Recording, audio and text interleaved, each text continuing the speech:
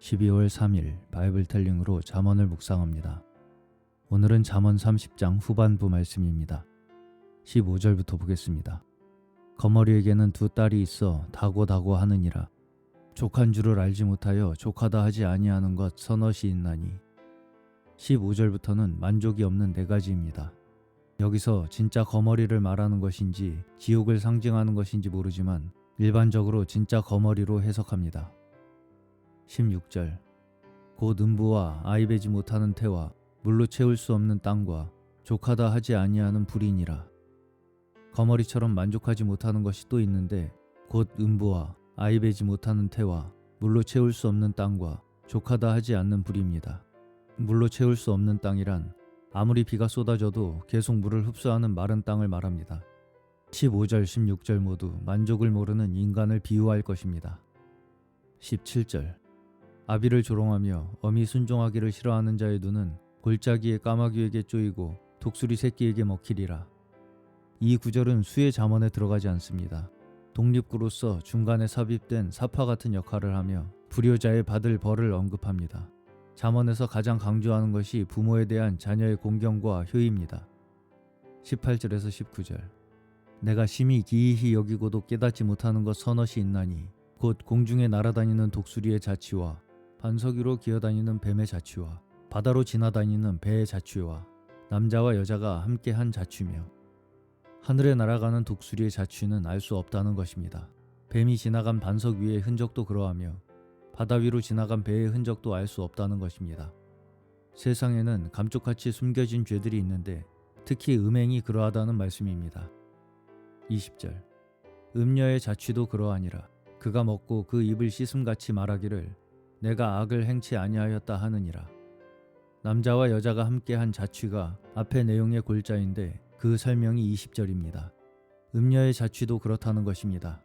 이렇게 마음에 품은 숨겨진 죄악이 이 세상에 너무나 많다는 것입니다. 21절 세상을 진동시키며 세상으로 견딜 수 없게 하는 것 서넛이 있나니.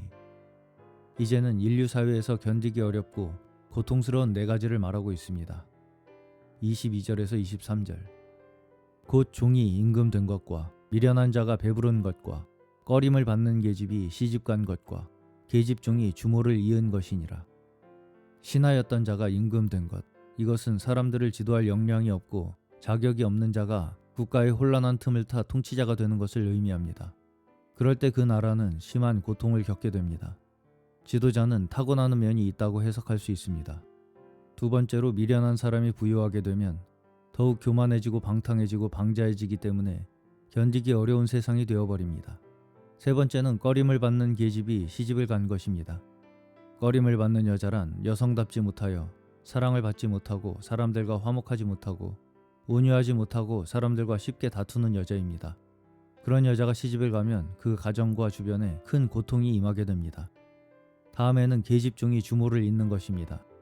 계집종이 주모를 이었다는 것은 종노릇을 오래 하던 무자격자가 불의하게 주인 자리를 차지한 것으로서 그런 자는 나라면 나라, 직장이면 직장, 일터면 일터에서 그곳을 흔들어대고 주위 사람들을 견딜 수 없게 만듭니다.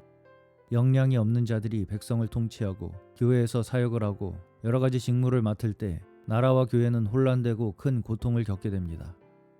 24절에서 28절 땅의 작고도 가장 지혜로운 것 넷이 있나니 곧 힘이 없는 종류로 돼 먹을 것을 여름에 예비하는 개미와 약한 종류로 돼 집을 바위 사이에 짓는 사반과 임군이 없으되 다 때를 지어 나아가는 메뚜기와 손에 잡힐만 하여도 왕궁에 있는 도마뱀이니라.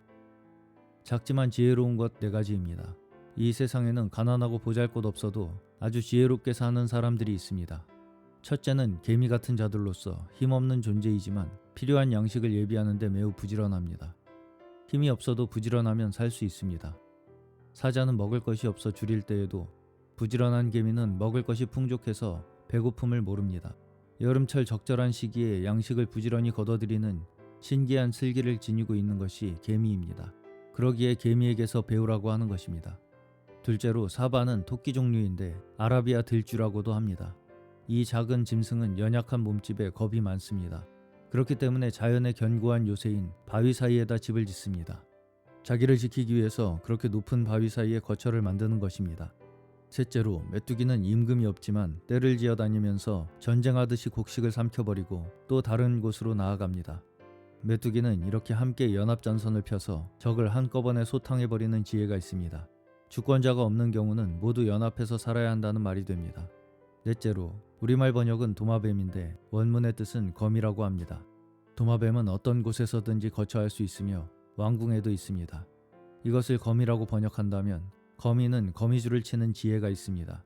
왔다 갔다 하면서 줄을 치면 아주 훌륭하고 정교하게 집이 만들어집니다. 여기저기 왔다 갔다 하며 도마뱀처럼 사는 인생도 있습니다. 잡히면 꼬리를 끊고 빠르게 도망합니다. 각각 자기에게 맞는 삶의 지혜를 갖고 사는 것들을 보고 배우라는 뜻입니다.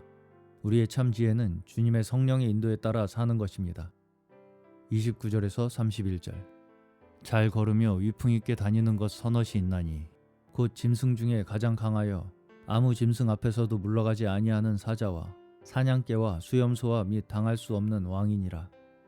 이 말씀은 우리에게 용감하고 담대하라는 것입니다. 첫째는 사자입니다. 사자는 짐승 중에서 가장 강한 왕 같은 존재입니다. 어떤 짐승 앞에서도 물러나거나 발걸음을 바꾸지 않습니다. 자기가 다른 모든 짐승들보다 굳세고 힘이 있다는 것을 알기 때문입니다. 이와 같이 의인은 어떤 환경이 와도 굳세고 담대해야 합니다. 어떤 난관이 닥쳐도 두려워하거나 물러나는 일이 없는 사자와 같아야 합니다. 그 다음은 사냥개입니다. 사냥개는 그 몸체가 질주하기에 알맞게 되어 있습니다. 어떤 사본에는 말이라고 되어 있습니다. 목표물이 있으면 빨리 달려가서 물어오는 짐승이 사냥개입니다. 수염소는 앞장서서 뛰는 것이 특징이라고 합니다. 이것은 성도들이 선한 일에 앞장서고 다른 사람을 의의 길로 인도하는데 수염소같이 되어야 한다는 뜻입니다. 마지막으로 그 누구도 당할 수 없는 왕입니다.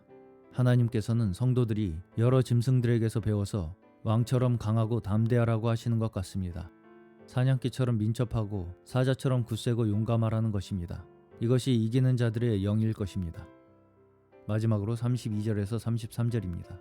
만일 내가 미련하여 스스로 높은 채하였거나 혹 악한 일을 도모하였거든 내 손으로 입을 막으라. 대저 젖을 저으면 버터가 되고 코를 비틀면 피가 나는 것 같이 노를 격동하면 다툼이 남이니라. 우리가 말하다가 혹 미련한 말로 높은 채하였다면 손으로 입을 막듯이 즉시 취소해야 하며 악한 생각이 있었다면 발설하지 않도록 입을 막아야 한다는 것입니다. 마지막 절은 젖을 저으면 버터가 되고 코를 비틀면 피가 나는 것처럼 노를 격동하면 다툼이 일어난다고 했습니다. 강한 분노로 다툼의 열기를 더해가지 말라는 것입니다. 좋지 않은 상황을 노를 격동시키는 방식으로 몰아가지 말고 될 수 있는 대로 부드럽게 만들어 가라는 뜻입니다.